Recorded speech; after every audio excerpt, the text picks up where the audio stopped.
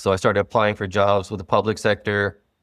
At the time, I had the skill developed. If you're passionate about something, you're going to put your heart and soul into it and keep learning. Like when I was going home, I was just searching small things. How do you install Photoshop? How do you activate this? How to use the command line. So I was excelling at that.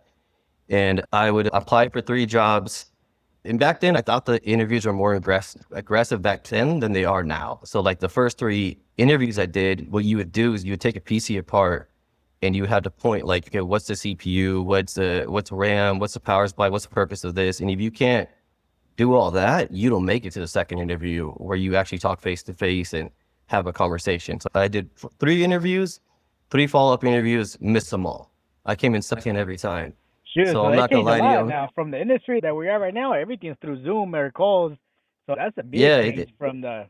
yeah, and it's easier to fluff it now. I mean, unless you know the game, and when I used to interview people, I can tell if they're BSing me or not. But I think with just straight Zoom and asking people quiz questions, it's honestly easy to fluff it. And back then, it wasn't like that because if like you're working on desktop, you're working on hardware. If you can't point out the hardware, which is going to include in the job, then why should you even make it to the second interview? But fortunately, so after I didn't get any of those 3 jobs. I came in second every time.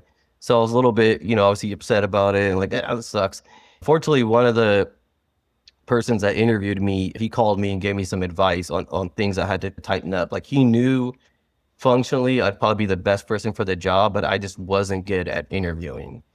So like he gave me some good advice, like, give clear examples, give more details, give the results of the projects you worked on. Like, don't just say like, I imaged a PC for 1,000 teachers.